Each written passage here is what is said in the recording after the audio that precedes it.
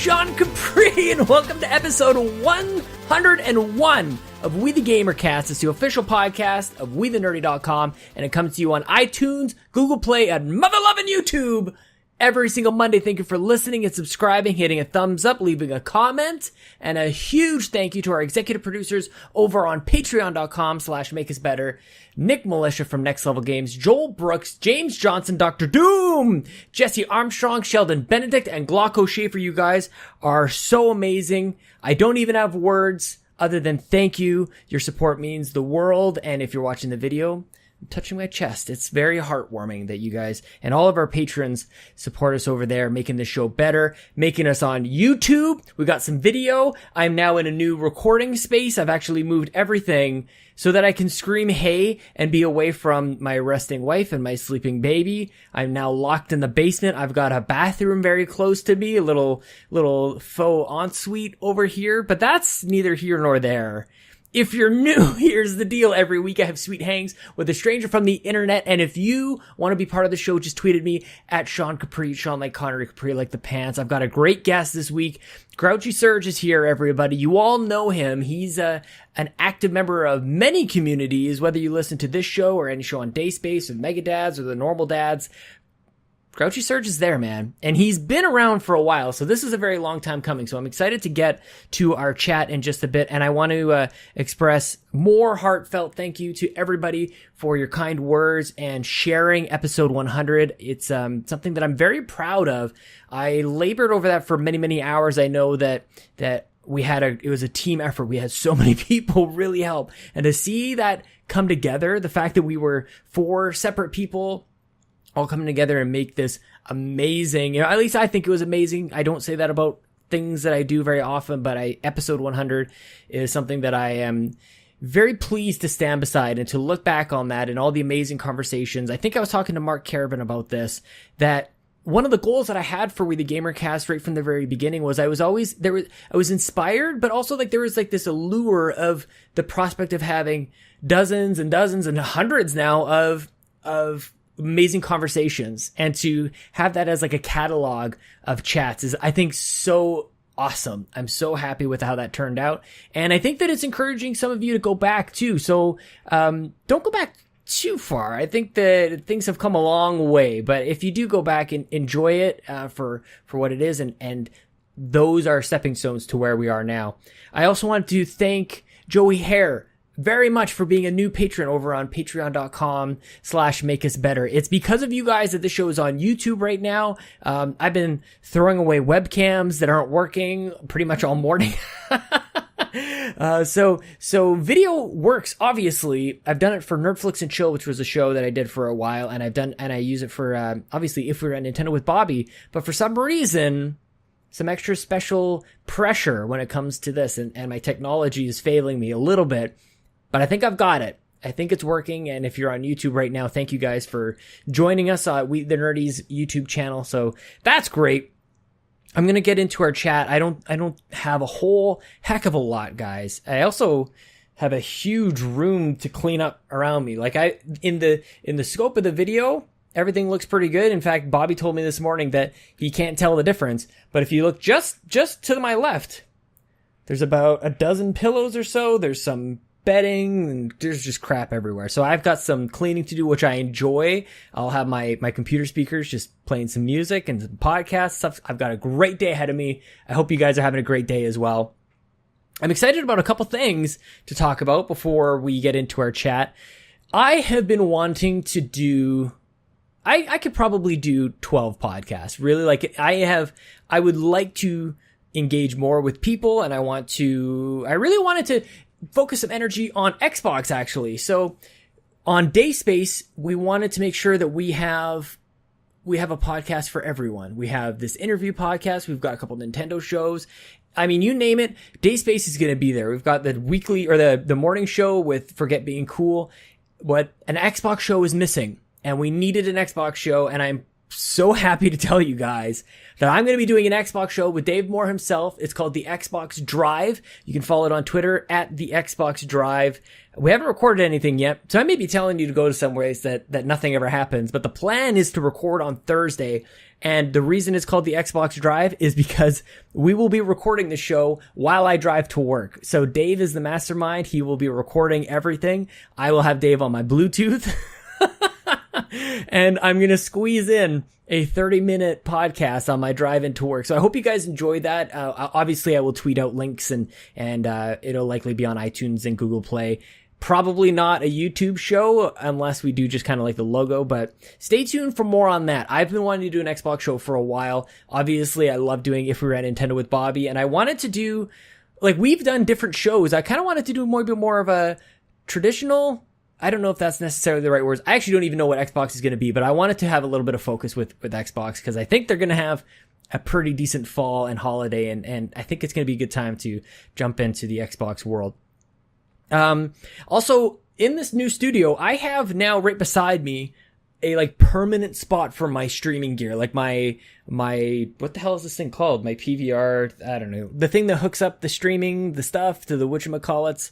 I have an HD PVR, that streams my gameplay footage. Gameplay capture? Holy crap, guys. I can't believe you paid money on Patreon for this. So I haven't decided though where I want to stream. Twitch.tv/Sean Capri or we the nerdy, youtube.com/we the nerdy. But the good news is I don't have to do any more setup. Like basically I just need to grab my Xbox or my PlayStation. I can just plug it in. Everything is super easy from there, but my computer's hardwired in. So it's kind of exciting, right? I don't know. I just want to play games with you guys, really. Like I'm not even looking to just like show you how I play a game. I just kind of want to, if that's a beacon, kind of like what Bobby's doing with Splatoon, if we can get together and play some Titanfall or other types of games like Destiny's coming out very soon or Mario vs. Rabbids, stuff like that. I just want to engage in that. And there's something, this is how I know I'm introverted. I just want to lock myself in a room and play video games and hang out with people on the internet. That's awful.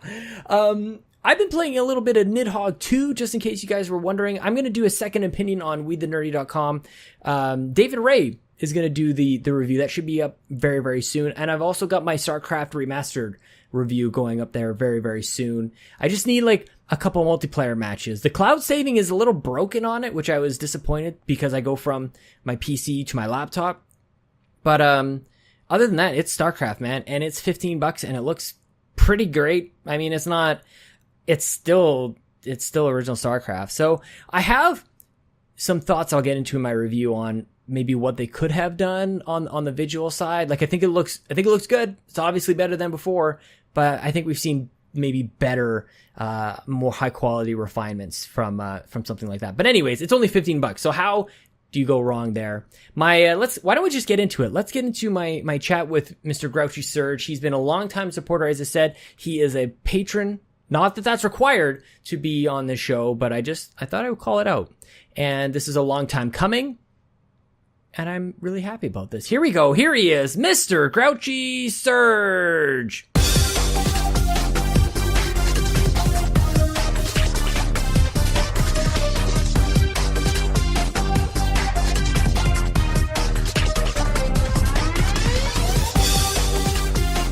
The PC I've got now, I bought recently. But the previous one I had for like a decade, and it seemed to just like, maybe I just don't do as much crazy stuff anymore. I don't know all the who's it's and the what's it's, but like, are you ready for an upgrade at this point? Well, I'd be ready if I actually used a computer anymore. Ever since a phone, like as soon as I got a smartphone, it's like my computer time died. I started with computers back in college, and that was my first real computer, and I played with it, and me and my buddy, my roommate at the time, we had like format C: parties where we're like, hey, shit, let's just format our computer and start over and see what we can do with it. Because why not? Because that makes it, the thrill of having it like a fresh start actually feels kind of good. Isn't that weird? Like a fresh OS, you're just like, ooh, it's so fast and so snappy. Right, but then you reinstall everything you had, and you're like, oh, that's why I did it. Like, or you spend like the first little bit trying to get rid of all the crapware that comes installed with it. Well, I mean, crap, this was what, 1996 when I first got a computer, so it's been a while. And then after that, I started building computers for myself, and I would always be like, oh, I need better RAM, buy it, new this, new that. And then over the years, it was like, so I think this is the first time I've turned the computer on in like 2 months. Oh my God. Well, I'm honored. I'm glad that it works because you have, okay, I'm going to get right down to brass tacks here. Can I call you Serge or do you want me to call you Grouchie? Everybody calls me Serge. I'm good with it. Okay. Well, I'm assuming that's your name, but yeah, it's like actually real. So this has been a long time coming. We have been making arrangements for a very long time, but you have a very special privilege, Serge. This is the very first video episode. So the fact that you come on with a working computer, your video looks better than mine, dude. Like, you're gonna see when this comes up, mine is all great, and that was part of the delay for this morning. Usually, like, I've done video for Nerdflix and Chill, and obviously I do video for If We Ran Nintendo. Something's going on this morning. I don't know what it is. It's just because it's going to be the first video episode of We the GamerCast. Aside from, at this point, I should say last week, episode 100 will be video of audio clips. It's going to be kind of video strange. of audio clips. So I wanted to, that was a roundabout way of saying I hopefully will have made up for the huge delay. And thank you for your patience, man. It's so glad to finally have you on the show. Well, my whole plan is just to ruin the episode for you. Thank you. You're going to have to talk for 45 minutes. We're going to have a 5-minute chat, and then Jason's going to come up. and then episode 101 or whatever this is, and We the Gamer Chat is over. That's right. That's okay. Well, no, I actually don't think that's possible because I get the sense that you actually have plenty to say, Serge. I actually get the sense that you are just on the verge of guesting on every one of the podcasts that is in the community, and I wanted to first kind of get a sense of what are all of the podcasts that you either listen to or consider yourself involved in the community, because I see you everywhere. And it occurred to me as I was grabbing my coffee this morning, I'm like, where did Serge come from? I'm curious where you just sort of arrived, and then you're such a pillar of the community. So I'm curious what communities are you in? Where do people know you from? Well, this is really random for all the gamer stuff. What had happened was my wife and I started listening to a lot of Dave Ramsey because we were going through the whole get out of debt and whatnot. And, now we're to the point where we have our emergency fund and we're saving up for a house. And so we were just constantly downloading the podcast. And I'm like, you know what? There's got to be other shit out there to listen to than some guy telling me to save my money. So I just started searching for Nintendo podcasts. And the first thing that came up was the first thing that interested me was the Nintendo dads. Good SEO. So much like with all the other interviews we hear, it seems like they're the gateway drug. That's right. To this community. So I started listening to them, and the first time I realized there might be other stuff out there was Dave Moore did a guest host. And they were talking about space, and they were talking about how, he has 18,000 other podcasts or whatnot. So from there, I just kind of started listening to a little bit of this and a little bit of that. I came across If We Ran Nintendo and loved it. That was the whole reason I started listening to We the GamerCast, was because of yours and Bobby's chit chat and banter back and forth. And then, just random other podcasts, but at this point, I just keep adding everything from the community. Doesn't it become a bit of a problem? Is it just... I don't think it's just me. Yeah, no, it's a huge problem. I don't have enough time in my life to listen to all this stuff. I know. I saw you tweet the other day, you got a backlog of 33 hours worth of content or something. Serge, I totally, I connect with that because every week almost, whenever somebody comes on as a content creator, I'm like, gotta check it out. And you just one of those, Mr. Incredible. I got time. I don't got time. Yeah, there's never any time for any of this, but somehow we squeeze it in and make it work. And it is, it's so freaking addicting, and I absolutely love it. Now we're into triple digits, and it's thanks to people like you. I'm so happy to have you on the show. Let me talk to you about your Twitter name, because maybe this is an ongoing theme. You've got a backlog in podcasts. I'm assuming backlog_blues. People should follow you on Twitter. I'm assuming that refers to gaming backlog, or maybe movies, or just really in general. Refers to everything. So when I first decided to start interacting with the community, I have another Twitter account and stuff, but that's like brought down by like all my poker buddies. It has a ton of football related stuff in there, and there's like Twitter to me is a lot of noise. Like, especially once you get too many people on there and you're following too much, it's hard to like keep up with what you really want to see. Right. So what I did is I created the Backlog Blues, and I'm like, okay, Backlog Blues. Yes, I have a huge backlog of games, and every once in a while I try to catch up on it, but I just thought it was catchy and fitting for the community. Yeah. So I started that, and I started adding a couple people randomly here and there. And it's taken on a life of its own now. I pretty much don't even use my other one anymore. I check out updates once in a while, but every time I'm on, it's the video game community. It's what is everybody up to, and how can I make fun of them, or listen to Adam Leonard making fun of other people. Not to brag. Yeah, dude, that is, I have to say, managing more than one Twitter account is actually harder than it probably should be. I don't know what it is. Like, my brain doesn't split the two. So, and I've basically dedicated mine to gaming, obviously. So if but through work, there's a big push at the Alberta Cancer Foundation to engage with your social networks. It's like they just discovered social media was a thing, and it's like, guys, like I'm on Patreon. Like it's so weird. But it's like I don't really want to cross the worlds too much, and I don't know. Right. I don't know if it's it's not embarrassment, because I'm obviously very proud of what the show is and all the things that we do. But like, if anybody were ever to kind of find out exactly how much I dedicate to this, they might kind of go like, that's a lot. I think it's the thing where like the real thing is it's like keeping your personal and work relationships separate. Big time. So, while you're proud of what you do there and you're proud of what you do on all of this, it's a matter of like, I used to blog a lot.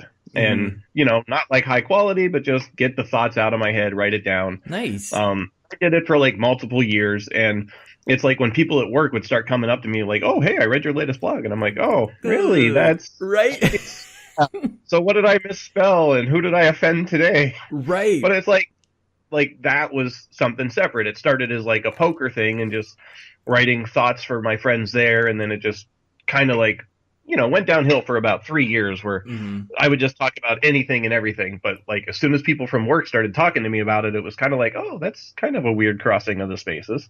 So weird at first, but then more comfortable afterwards, or a little bit, because like normally when you're doing a blog or something like that, you're not face to face with anybody. Totally. You're writing a whole words, people will make comments. These people you don't see. I would see a couple people once in a while. Living in Vegas, people come out here to visit. So once in a while, I catch up with some of the people that would comment. But when people at work start talking about it, next thing you know, it's like, oh, I see you every day, and you're talking about something I do personally just to like relieve stress from my head and get everything off my shoulders. And yeah, it's a little weird at first, but eventually I just get used to it. Talk to me about this poker thing. You've mentioned it a couple times. And so in Canada, there was, well, it happened everywhere, but when the NHL went on strike, Canada went into like this deep, dark depression. We didn't know what to do with ourselves. The winter months happen, and it's almost complete darkness the entire time. So with no hockey on TV, poker became what everybody got into. And I feel like that actually coincided when it sort of exploded on TV in general. I'm fairly certain that wasn't just isolated to just our country. So I'm assuming this was the early 2000s? Totally. Yeah. And that was actually the first time that I ever seen Rounders. Or I started watching like movies like 21 and things like that. Just like a whole bunch of gambling movies. So I watched Rounders, and then a week later played my very first game at Texas Hold'em and won. And I always feel like that was the reason why. I'm like, I learned so much from that movie, even though I probably didn't. It was totally like beginner's luck is a real thing. But that's how all addictions start, with pure luck. It totally, like, I could do this every time. I did this one time. Obviously, I can do it every single time. Yeah, that explains my craps addiction at one point. Okay, let's dive into this gambling, man. Let's start with poker. Okay. So, with poker, I was living in Pennsylvania. Yep. And my buddy was in some home games or whatnot, and I've never dived into poker at this point. And this is like right around when it all started exploding. Yeah. But we lived in Erie, so we would drive up to, what is it, like Niagara Falls area, like that, to the Indian casinos in New York. And he's like, hey, I'm going to go play some poker. Do you want to come along? And I'm like, sure. So on the way up, he explained the rules to me. Like, literally, I have never paid any attention to this. So he's like, this is what beats this. This is what beats this. And he's like quizzing me. He's like, okay, what is a flesh? If I have this and you have this, who wins? So we go up there, and it was baby games. It was like a 1-2 limit or something like that, real low levels. Yeah. I buy in for 100, and I just try not to do anything. And it's like I lose like $7 the first time, and then the next time I go, I lose like $40. And he's like, hey, do you want to go again? So this time I'm like, listen, I've got like $100 on me. If I lose any more, I'm just done with this. It's not for me. And so like that time I accidentally win like 40 or $50. Of course. Luckily, this is when the poker boom's starting. So it's like there's a whole bunch of people coming out, and everybody is just as horrible as the next person. You know, the only way you think you're good is if you're getting lucky with the cards. Mm-hmm. So we started playing, like, they had a really baby no limit game. It was a 1-1 for your blinds with a $40 buy-in. Okay. So I'm like, I can do this. And is this like tournament style where like you got to take everything, or can you cash out at some point and walk away? It was just, I can buy in. If I doubled up and won $80 on my first hand, I could just get up and leave if I wanted. That's what I missed. None of my friends wanted to play that. So my poker experience was all just our friends. And that was a hard, like you either won, maybe second place, and that was it. Yeah. And I started getting into that as well. And that was just all kind of like fun stuff. Mm-hmm. But so playing the 1-2 no limit, sorry, mine doesn't have a cap on it. That's all right. Oh, now we're on video. We can actually explain what's happening here. Serge and I are hydrating. It's as if we got just sloshed last night. We got Powerade and water going here, but we didn't. Yeah. So when I started playing the 1-1 games with them, we randomly just started getting a little bit better. We started reading a couple of books, Mm-hmm. and it was, I'd go up with $40 and I'd leave with like 60, or I'd leave with 80, and 6-8 months later, it was like him and I were winning consistently, and we're making like a 45-minute drive to the casino 3-4 nights a week. Ooh, yeah. What's your attachment at this point? Are you married? Are you single? Like, are you able to do this alone and at your free will? We were both single, and we had nothing better to do. It was Mm-hmm. either video games or play poker. Nice. So it depended on how tired we were. Right. But the problem is, like with anything like that, the adrenaline rush, we were getting very, very addicted to poker. Mm. So, like, there were times where, like, I would have a day off and he'd be working, so I'd make the hour or so drive up to the casino. I would play till he got out of work, drive home, pick him up, and go back. Whoa. Yeah, well, I mean, and like I said, we were just starting with $40. Yep. Yeah, so it's actually not even a big deal. Yeah, it wasn't. And the thing is, it's like once you started getting more, though, it was like once I got up to like $100, that's when the money for some reason started meaning something. Mm-hmm. And like that was like a mental block. And then once we finally started winning more and more, it's like next thing you know, we're carrying like $600 around with us. Holy crap. Which was a lot for, a guy making $8 an hour working at Sam's Club. But well, why? That's just a side gig now. If you're playing poker and you're carrying around $600, Sam's gig is just like that's a steady paycheck. But this is where the real bread is at. I wasn't making that much every night or anything, but it was Right. like, when you're winning, it was just like, oh, we're going to keep this money. This is for poker only. Or if we want to just like go blow something, buy a new video game type deal. Nice. So was your brain kind of like wired for that? Because it seemed like you just sort of picked that up like really quickly. Like I had my first win very luckily, but you seem to pick it up and then continue on, unless you're leaving out the parts where you're living in a box somewhere because of their poker addiction. No, we had a random apartment, and like I said, we started like reading books on it, and during this time is when online started breaking out as well. Mm-hmm. So were you playing online too? I literally was playing for pennies online at like Party Poker and Poker Stars. Totally. Like the 1 cent, 2 cent game with a $20 buy-in or something. Mm-hmm. How many tables would you play at the same time? Because I learned later that like if you're really into like quote unquote really into poker, you play like 5 or 10 tables at a time, because otherwise you're just a noob.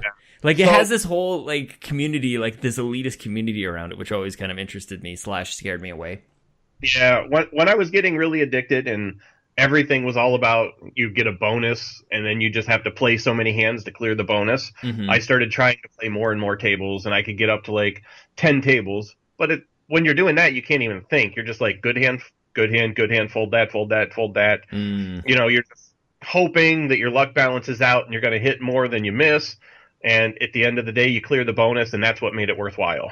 So, like, have you walked away from poker? I get the sense that this is a thing of the past, or are you still sort of like, is the itch still there? It is still in my blood, in my DNA, and all the time I constantly think about it.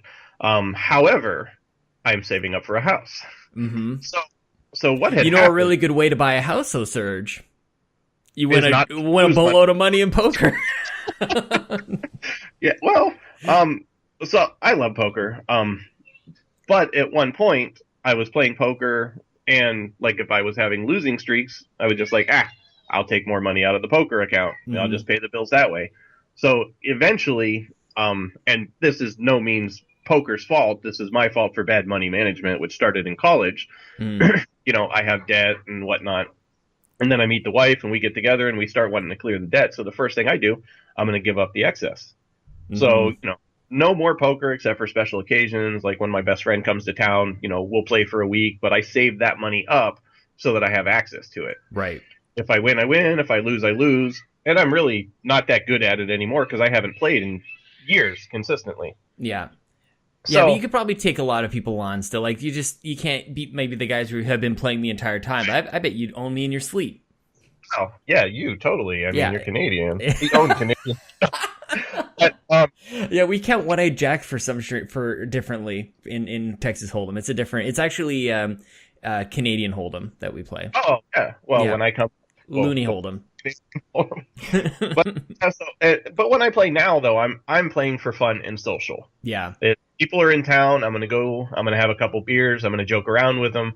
I know I've got this income. I'm okay with it. Mm-hmm. However, once we get in the house, once we get everything situated, then what I'm going to do is I'm going to go back to, I'm just going to save up for a number of months and get myself dedicated poker money. Nice. Italian, I can't help it. Just a little pool. I love it. Yeah, I'm right there with you. So, and at that point, I'll start playing a little bit here and there. Like if I can play like once a week or, you know, twice every 2 weeks somehow, based on the wife's schedule. But so I had to be an adult, so that's why I stopped playing. It's funny how that happens. Was that sort of like, was there an influence, like a good influence for you from your parents? Because every once in a while, I'll kind of go, like drinking for an example. I stopped drinking for about 2.5 years, and it was for a dozen reasons. And one of the reasons was, and I don't really talk about this too much, is a good friend of mine who from high school, he ended up taking his own life, and he had a big problem with alcohol. And it wasn't, I don't necessarily think that it was like directly related. He didn't do it while he was intoxicated, but I later read, as I was grieving and going through that mourning process, figuring out and learning that the two are very tied together. So I decided I wanted to, for a number of other reasons, I wanted to honor him and do the best that I could with my life by taking that out completely, and also realizing that at some point I would be a dad, and that I would be, you know, needing to be an adult, and I probably shouldn't be drinking like 3 times a weekend. And so my reaction to that was like, okay, I'm going to take it out completely. And now I feel like I'm at with drinking as you are with poker, which is special occasions, like social events, but it's not like it's Friday, therefore I'm going to be, you know, hitting the bottle just because it's Friday, rather than kind of like it's a wedding or a celebration or something like that. So just kind of trying to find that moderation.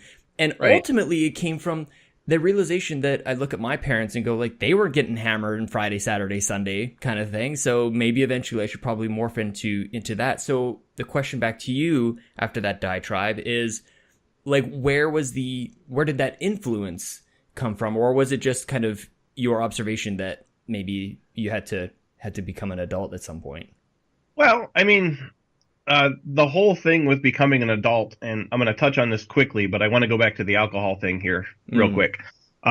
So like with me becoming an adult, it was like got engaged to my wife. Mm-hmm. We're sitting here, we're planning our future, and it's like, well, what do we want and how are we going to get there?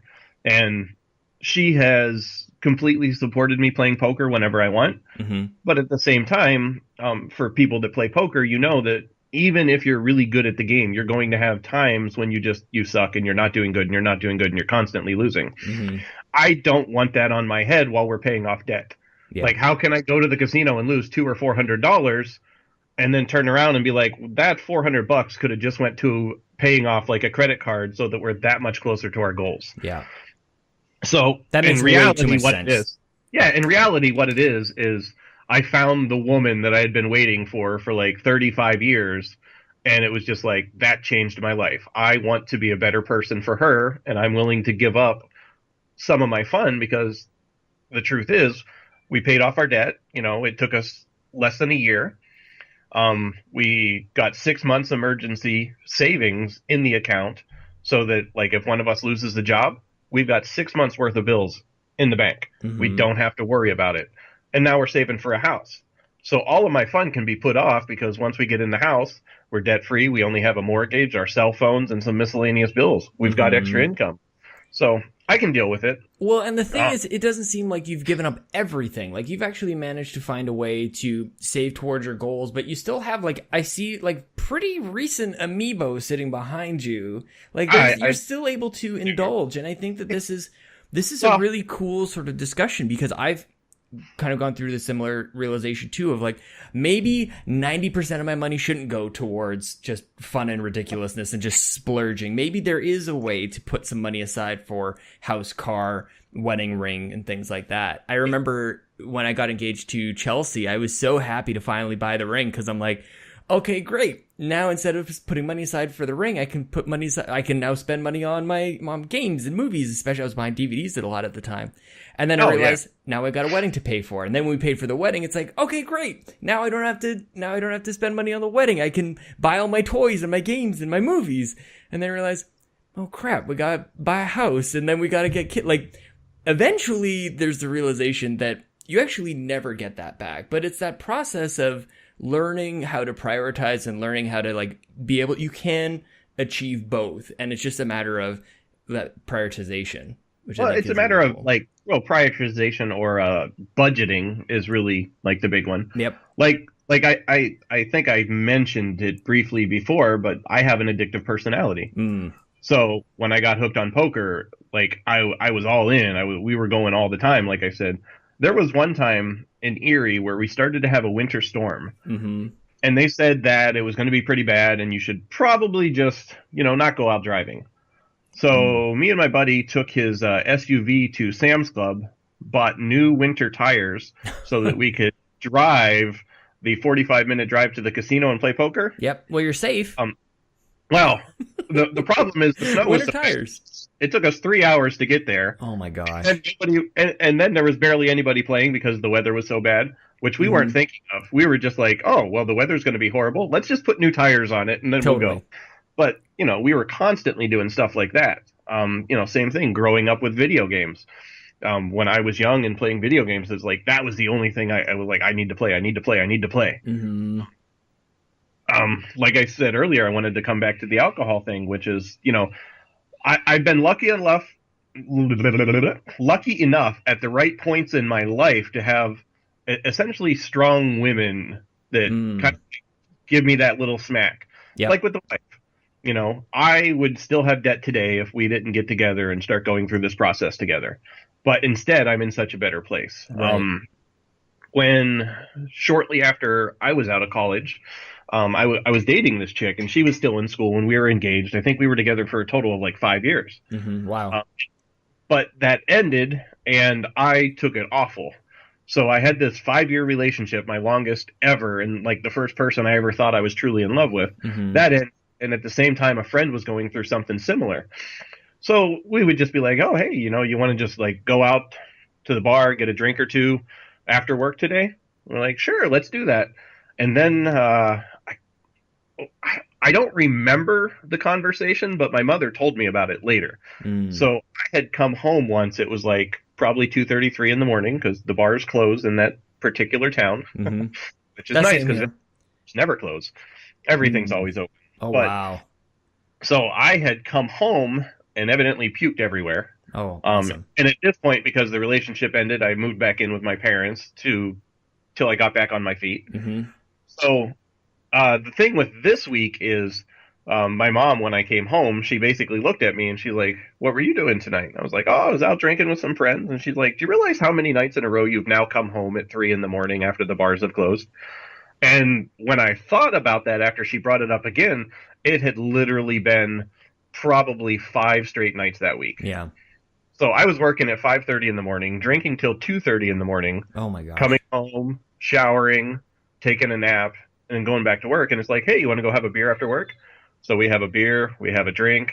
Next thing you know, it's like, let's not just have one. Next thing you know, it's 2 a.m. Mm-hmm. So once that happened, I kind of like sat back and I was like, I know alcoholism runs in my family. I didn't even until I was 21 because I was like, I have seen so much alcoholism that I was just like, I'm going to avoid the traps. I'm going to wait until I'm older and smart enough to handle it. Right. So at that point, I was just like, okay, I can't do this anymore. And I quit for like 7 years. Holy crap. Good for you. I took some time off. Yeah. And then when I started going out again, it was just, once in a while with some coworkers or some friends, a couple social drinks, and now I'm to the point where, sure, I go out and get drunk once in a while, like for a big occasion, but I have a beer at home, maybe right. 1 or 2 after work once in a while. And my wife and I make a thing of it and we go try new flavors and whatnot. But yeah, I have to break that bond completely or I have no chance. Right. So do you think that like taking the break until, well, not the break, but like holding off until 21, like there was obvious like conscious an avoidance of what is truly hereditary.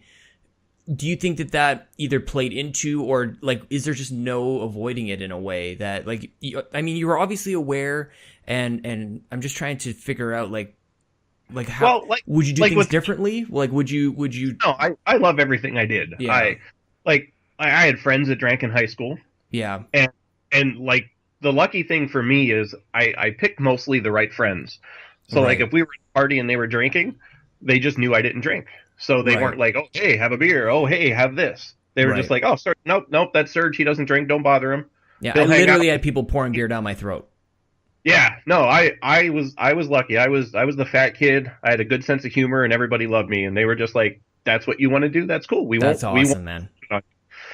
But it's like I grew up and I've always had a fear of punishment. Mm-hmm. So I don't want to get Italian caught. Household? In high school, yeah, Italian high school, yeah. But it's just like I don't want my mom being mad at me. I don't want that type of disappointment that I'm not going to talk to you for 2 days because you were just really stupid and we've warned you against this. Yeah. Then when I went to college, it was the same thing. I had some friends that smoked pot, so I was like, I'm old enough. I'll try it once.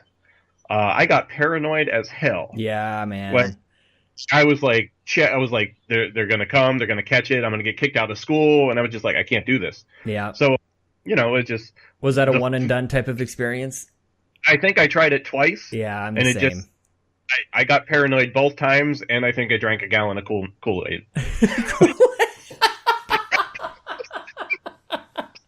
Well, everybody gets the money. So appealing right now. I don't know what it is about that. That sounds amazing. Oh, I've got such great nostalgia for Kool-Aid. I used to, totally unrelated, but just as kids, we would have Kool-Aid, like lime green Kool-Aid. We would grab a bowl of microwave popcorn, which my house, my mom hates when I tell this story, but our microwave was so shitty.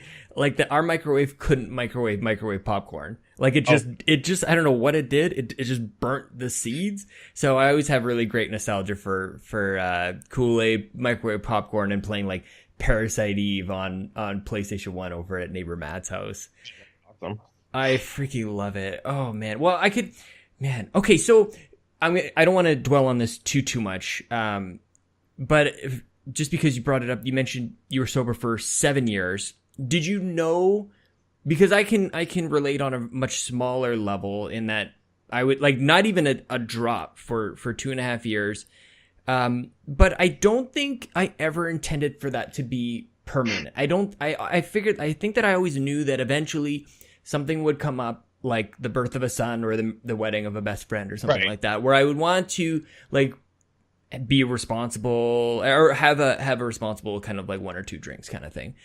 The 7 years, was that intended on being permanent? Was it like this AA track of like lifetime achievement? Thought process at all. I'm the same. I obviously have a problem if I've come home that late this many times in a row. But was it the five where you made the decision? You said 5 times in a row? Like I said, it was when someone pointed it out to me. Mm-hmm. Because when you're doing, like, I didn't realize how much I'd been going out. Mm-hmm. It was just, I would work and then I'd go out with friends. And it was that was the one where she just decided that she was going to point it out to me and be like, hey, I'm not telling you how to live your life, but I'm telling you that this is what you're doing. Mm-hmm. And it was just like, man, what the hell is happening right now? Mm-hmm. So there was no, like, my conscious decision was, okay, I need to stop or I need to cut back or something. And it was just distance myself from that behavior. Right. I didn't go into it with like, oh, I need to, take a year off so that I can have it under control or anything. It was just, I wasn't in that environment at the time. That me and my buddy started playing poker a little bit more. I just started hanging out with a different crowd, or when I was like with those friends, we would do something different. I'd be like, you know what? I don't want to get drinks tonight, not feeling it type of deal. Then I moved to Vegas and, just occasionally have like a beer or two there. So now I'm in a completely different environment where, I'm not with the group of friends that like my whole thing with them is this is what we do. We drink. Yeah, but you're in Vegas. Well,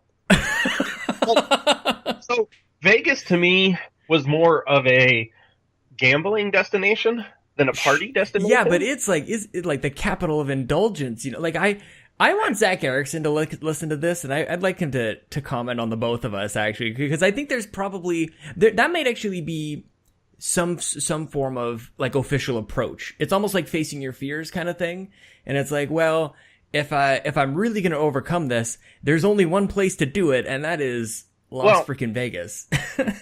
For me, and this probably sounds like complete bullshit, but for me, Vegas was moving for my health. Yeah. I have bad asthma. So living in Pennsylvania, I was up in Erie right by the lake. I'm allergic to fresh cut grass. I'm allergic to trees and dogs. Oh, yeah. So I'm allergic to everything. So when people cut the grass in the summer, I have trouble breathing. Oh, man. In the winter, it's so humid that it gets so cold that inhaling the air hurts. So I'd have to wear something over my mouth to warm the air up before it got to my lungs. I was wondering when the true nerd was going to come out, Serge. I was wondering where that was, because up until now you seem way too cool. But yeah, allergic to everything. That's nerd DNA right there. So I would take like random vacations to Vegas with friends, and they were all just, we're going to go out, we're going to play poker for a week and come home. Mm-hmm. So when I was out here, and it didn't occur to me the first trip or two, but I could breathe. Mm-hmm. I didn't have troubles. I could walk long distances and not be like, yeah, right? The time it hit me was I fly from, and we came out here in August, so it's 110 degrees. Oh my God. It's a dry heat, Sean. It's a dry heat. No, that makes zero sense. Dry heat, wet heat, whatever. That's way too hot. I'm going to agree with all that. I hate being outside in the summer. I like being in the air condition. Mm-hmm. So when people complain to me about the heat, I'm like, you can come out and visit. It's going to be 112 degrees, but our ass is going to be in a casino where it's 72 degrees. Oh, who likes that? Nobody likes that. Anybody tells you that they do is lying to your face. Yeah, coming from the perspective of I'm a fat kid who sweats, I hate being in the heat during that. Yeah. However, coming from the perspective of I have asthma, this weather makes me breathe better. Mm-hmm. So I come out here. I'm out here for a week. I don't have any problems breathing. Mm-hmm. I fly into Pittsburgh to go home 6 a.m. As soon as I step off that plane, all the humidity hits me. Oh, my gosh. I feel 20 pounds heavier. All of a sudden, my breathing gets a little heavier, and I'm like, oh, fuck this. Get back up on the plane. Get out of there. I'm like, I'm moving to Vegas. And like a couple of friends and I, we had joked about it. We're like, yeah, we're going to move to Vegas. And like 6 months previous, one of my best friends from high school moved to Vegas. Yeah. He moved out here. He found a job. And I'm like, you know what? This is it. So I went back to work the next week. And I'm like, I'm starting to apply for transfers. I'm going. Mm-hmm. And then as soon as I got an offer, I was like, bam, pack up the car, drive across the country. Everything that I couldn't put in my car, I told my parents to sell off and put towards their bills. Really? Yeah. And granted, they probably gave that money back to me somehow. Right, but right. Like good Italian parents would. That's such a... I didn't have golf clubs, for instance. And I'm like, I'm not going to make room for them. I can buy some later. But I packed up. I left a TV because I figured I'd just buy one. Yep. I bet pawn shops are great there. Yeah, I packed up clothes and video games. Literally, that's all I had with me. Mm-hmm. So I moved out here, moved in with my buddy for a while, and, just started it. And it was like, I love Vegas. There's a lot of pitfalls out here. Yeah. And when I moved out here, I got horribly addicted to craps. But it's like, if you avoid the casino area, you can live a regular life. So talk to me about that. Chelsea and I are fascinated by this concept. We know, obviously, that people live in Las Vegas. We talk about this more often than a normal Canadian couple should. But, what is life in Las Vegas for somebody who is not a tourist, who is not working at one of the casinos? Like, there obviously is life outside of the tourism strip. Yeah, so for me, me and my wife, we wake up, we go to work, we come home, we take care of the kids. We go to shopping centers. Mm-hmm. I mean, Las Vegas has some perks that I didn't have in Pennsylvania. Right. Like, I can go to Walmart and buy my beer. Mm-hmm. In Pennsylvania, it was like you had to go to a liquor store or a beer distributor. Really? You couldn't buy on Sundays. Right. Yeah. Oh, so my entire experience in the States has been in the areas where you can buy beer and booze in a 7-Eleven, which I think is amazing. But it's like that for us. One of the most ass-backward states is really what it comes down to. Well, in all of Canada, it's all liquor stores. You can't. Yeah. Which is hilarious when an American company comes up to Canada and sets up. So, like Safeway, for example, I used to work at Safeway here, and there is codes and everything for the Safeway, like in the grocery store, to sell liquor. But obviously, that they couldn't do that, so it was all separate out in those stores. So, when I was in Pennsylvania, we have this gas station called Sheetz, and I really love their really awful chili cheese dogs. Oh, but yeah. They opened up one where they started in Altoona, and they created a dining area with seats where people could come in, order their fast food, and go sit. Yep. So because they had a seated area, they tried to get classified as a restaurant and get a liquor license.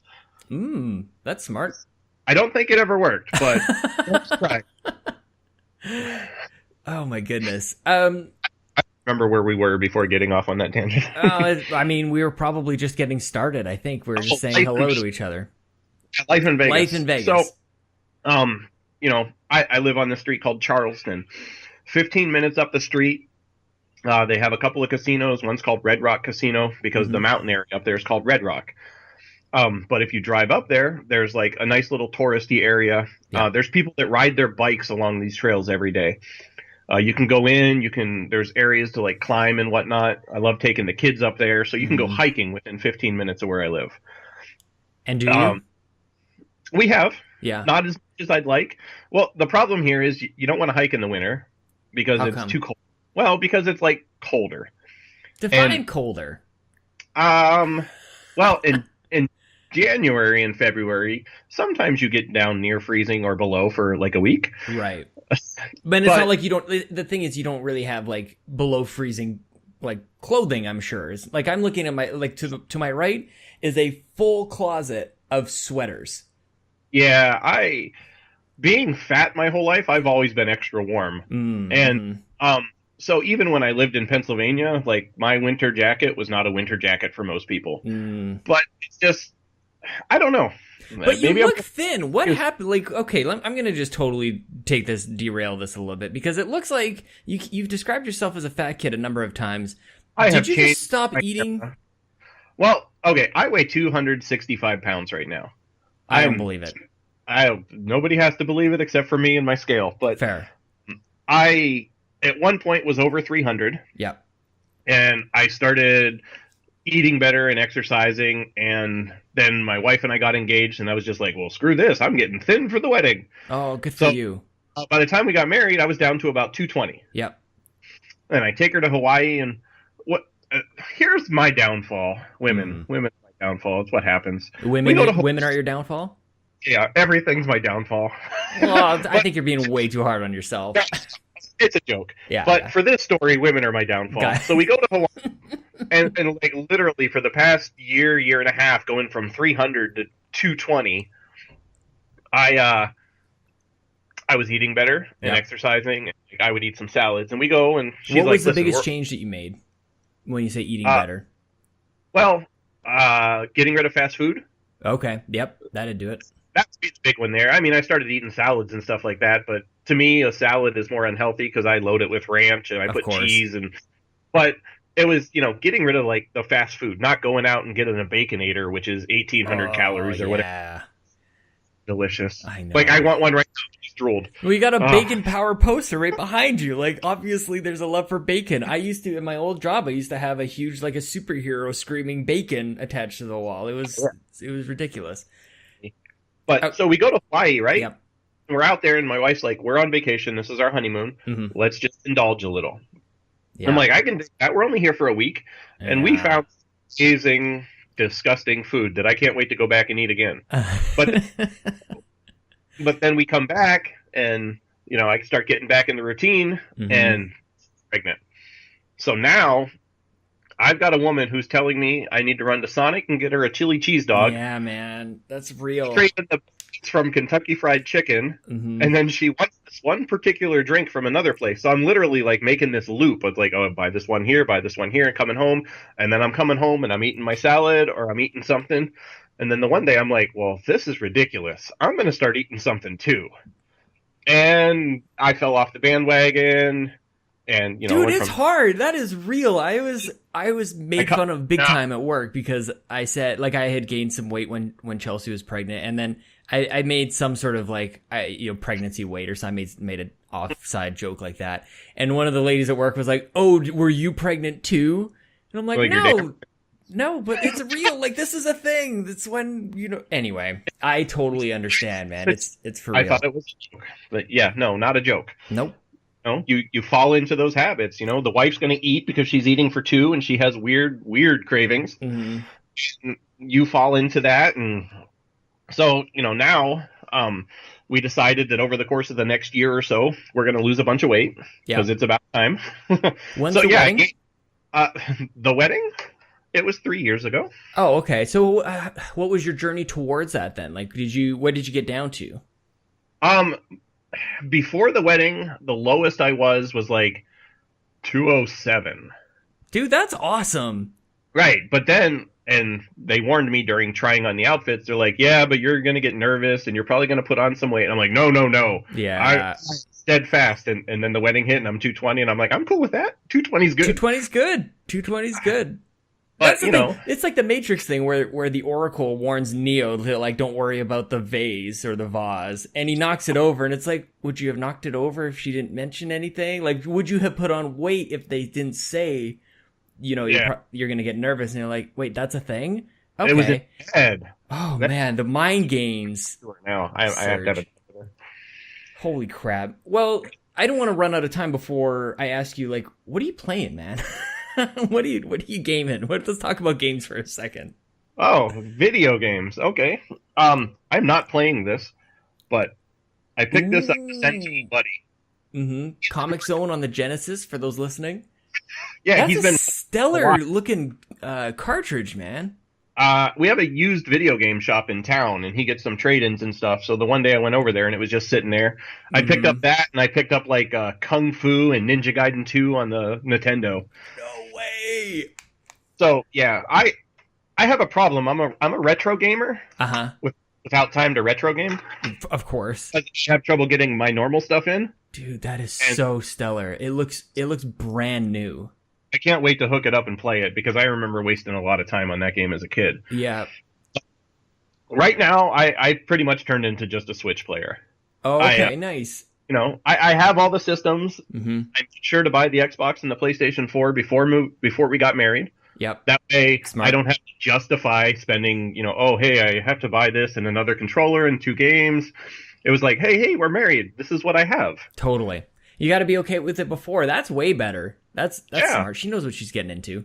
Yeah, she knew me. Yeah. Until the systems come out, though. That's the conversation. Chelsea made the mistake of opening up about games, and I'm like, okay, I will try to outdo you any day. I walked into her condo one day, and she was playing Ocarina of Time. Like, this is over. We're getting married one day.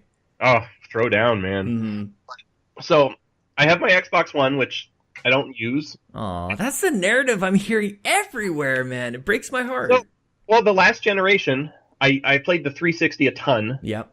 The beginning, and then near the end, I played more PS3. Mm-hmm. So in this time, the PlayStation 4 came out, and I just love the PlayStation 4, and I love the exclusives. Yeah, man. And I have the Xbox One, but there's nothing on there drawing me to it. Mm-hmm. Like, the games that I like on Xbox, like, I would play Halo, but only with friends. Yep. I would play Gears, but only with friends. Right. So all the games that I want to play on Xbox, I don't have the friends around me to play. Or, my friends that I play with are in Pennsylvania, 3 time zones away, and we work different shifts. Yeah, man, that's tough. The PlayStation sits in the living room, which at this point has become a Netflix player for the 2.5-year-old. Nice. He wants to watch cartoons or he wants to watch YouTube videos. So normally when we're home and the TV's on, I'm playing some sort of, cartoon. Yeah. So I have my Switch. Yeah, man. I'm 55 hours into Zelda, and I purposely put it down every time I beat a Divine Beast. Yep. I'm like, okay, I've gone through, I beat it, I'm going to go play other games for 2 months now. That's exactly how I'm playing it. Yeah, I mean, I love the game, and each Divine Beast is basically a boss.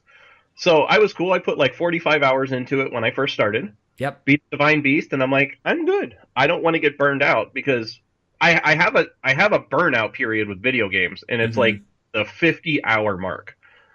It's pretty good, Serge. Like if I put 50 hours into a video game in a short period of time, I may never go back to it. Mm-hmm. So with Zelda, I'm like, this game is so good. I'm going to stop now. Mm-hmm. At one point, I played Fallout 3 for about 50 hours and then quit. Yep. I put about 45 hours into the first Assassin's Creed and quit. I put like for good or just take your break? This is just what I noticed later. Right, okay. 52 hours into the Dragon Age Origins. Oh, I love it. Yeah, and there was another, Arto Nelico on the PS2. I was like 42 hours into. Did you beat Origins, or was that like 52? No, I did.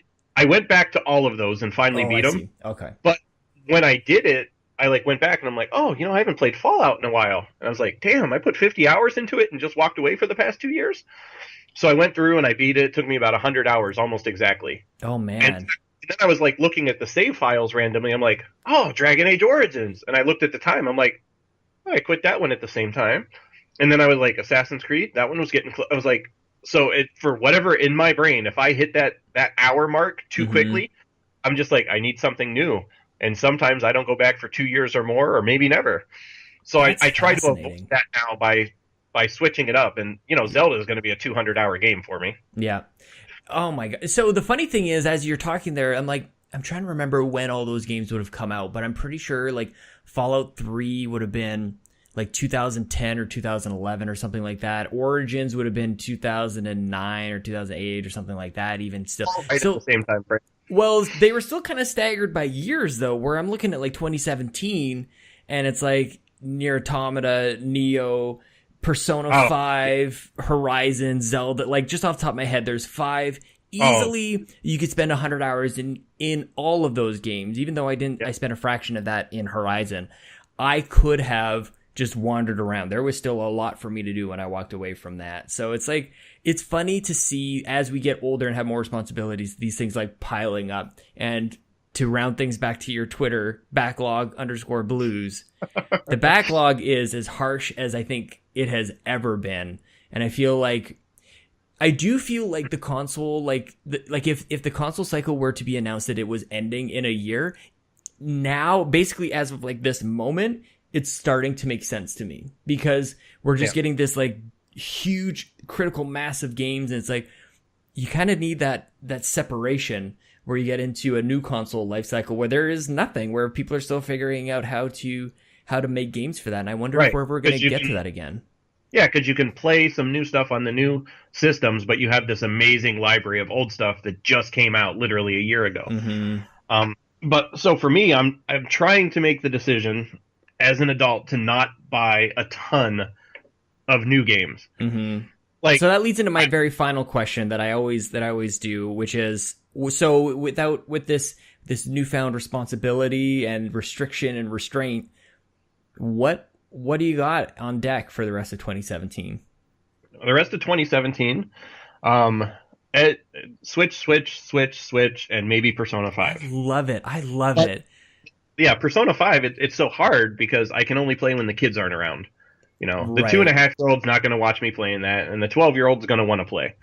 So, but you know, with the Switch, it's like I love Has Been Heroes. Oh, nice. Do you? I haven't heard great things about it. I put in over 50 hours in that game, and I'm not even close to Serge. beating it. It's just a nice little strategy game, and it's, you know, kind of like other things. You can pick it up and play for an hour, you can play for 2 hours, and then you can just walk away. And, you know, roguelikes are like that. Right. You can just make a couple of runs randomly. I am playing a lot of, what's the game? Graceful Explosion Machine. Nice. I saw it when it first was coming out, and I like that type of game sometimes. So when it was on sale, I picked it up, and I probably put in like 15 hours in the past week on it. Yeah, man. But I picked up Cave Story because I heard it was good, but I haven't gotten to it yet. Very, very good game. I hear We the Nerdy gave it a good review. Yeah, and then I picked up some... Yeah, you hear that, do you? Yeah, I heard. I picked up like Shovel Knight, and I picked up... Have you played Shovel Knight before? No, I haven't. I love for whatever reason. And I love those old games. Like, I'm a huge fan of like Mega Man and stuff like that. Totally. But for whatever reason, just didn't get into it. So now that I have it, I've gone through and I've beaten a level, and I've got like a lineup of Switch games that'll take me through the next couple of months so that I can wait for the big sales to happen. That's where I'm at too. And even when the sales start coming now, I'm like, do I even need this sale? It's almost like you realize some games are pretty the usual suspects when those sales do come up. You're like, you know that certain games will go kind of half price. Not only that, but I have the problem where I'm an addictive buyer. So me too. buy because I think maybe I'm going to play it. And then like a year later, I'm like, oh, that was a Black Friday sale. All 18 of those games. Yep. Done. So why not? So this year, I'm trying to make the decision that if I'm buying stuff, it's going to be stuff I could, like, I picked up Splatoon 2. Yep. And me and the 12-year-old, we passed the controller back and forth, and we love that game. Yeah, man. I picked up Mario Kart because me and the 12-year-old can play that. So I'm trying to get him more involved in my gaming instead of less involved. Okay, I said before I had one last question, which was the 2017, but you just reminded me of a tweet that you sent out. I need to figure out where your mind is at, and then I'll let you get back to your beautiful Las Vegas weather. You were talking about trading in some stuff to buy something. Oh, yeah. Tell me, let's give some context around the story. Let's see where you're at. First of all, I saw an ad, and that it like I have a 12-year-old who doesn't like to do anything, so I'm trying to motivate him, and we came up with like a chore list. Hey, if you do this stuff, and I made him a deal. I was like, if you can earn, you know, half the price of the Switch, if you can earn $150 over the course of however many months, yep, I will pay the rest of it, and we will get you a Switch. I love that. You know, and then his birthday hit, and my parents gave him $40, and I was like, okay, this is the only time I'm going to make the exception, but if you want to put that towards it, yeah, you know, that's fine. You don't have to earn that portion. You totally earned it by celebrating a birthday. Yeah, you know, so I'll give you a pass. Sure. But this well, way, he may have to make the decision to keep that money for that instead of spending on something else. So that counts for something, I guess. Winners. Yeah. So I saw the thing on GameStop where they're like, hey, you can trade in stuff towards a Switch. And like a PS4, they were giving $200 for. Towards the Switch. Pretty good. And that's the thing is like, I was like, but then like I go to the pawn shops once in a while and they sell PS4s in a pawn shop for like between $200 and $220. Yeah. So I'm like, that's pretty much street value, and I don't have to deal with meeting somebody on Craigslist. And you know, and then they were like, the Xbox One they'll give $150 for, which is a little undervalue as well because they sell for $179 at the pawn shops here. Yep. But I'm like, if I was going to go out and sell them separately, that's pretty close to what I can get. I mean, it's not ripping myself off by an amount. So I was thinking if I trade those in, I can get the Switch and I can just wait for him to get his money. And like the day he's like, hey, I got it. And I'll be like, boom, here you go. Nice. You know, hopefully get like the Splatoon 2 version or something for him because he just really wants to play that a lot. So that's where my mindset was, is like I'm always thinking of what can I do for the kids to just surprise them, you know, whether they're being brats or whether they're being good. Like I overdo Christmas. Yeah.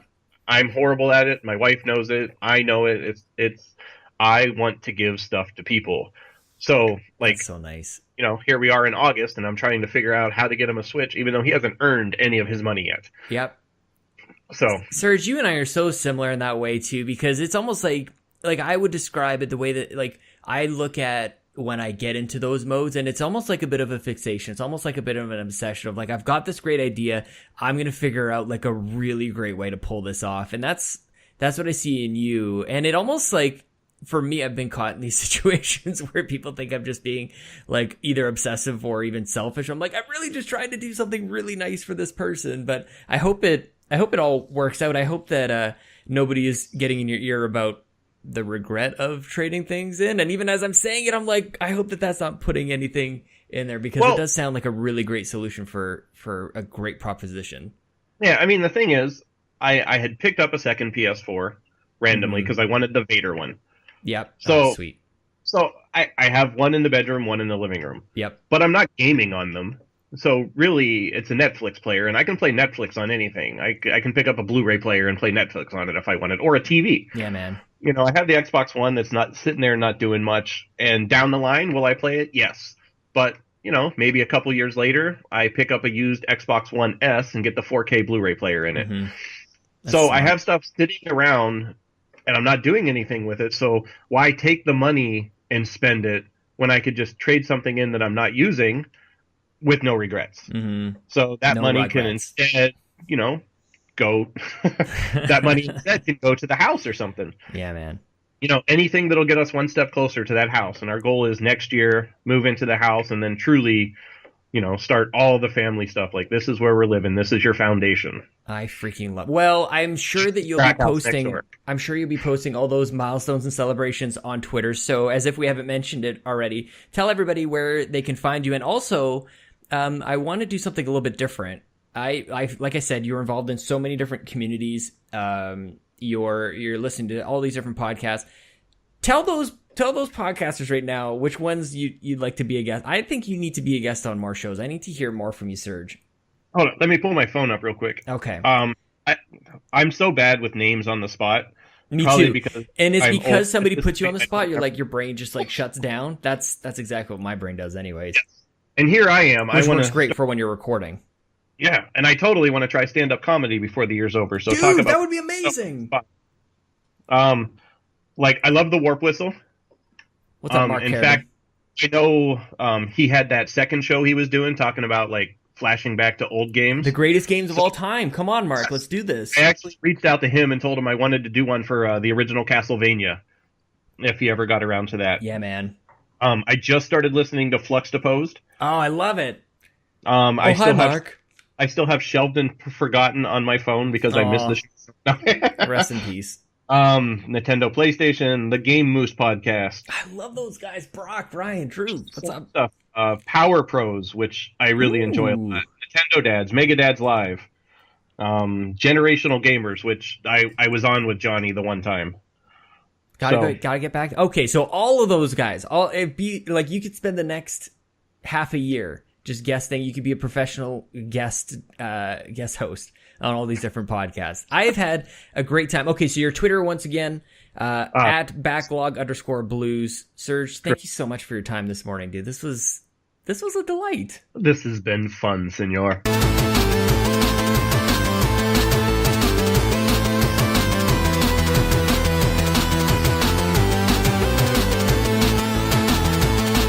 That is it. That's Grrouchie Serge. You guys have probably been wondering, what does he sound like? What does he look like? Well, now, thanks to this show and thanks to it being on YouTube, you know. That is it. That's Grrouchie Serge. You can follow him on Twitter at @backlog_blues. And I wanted to, we don't just hang up on people, not normally, right after we're done.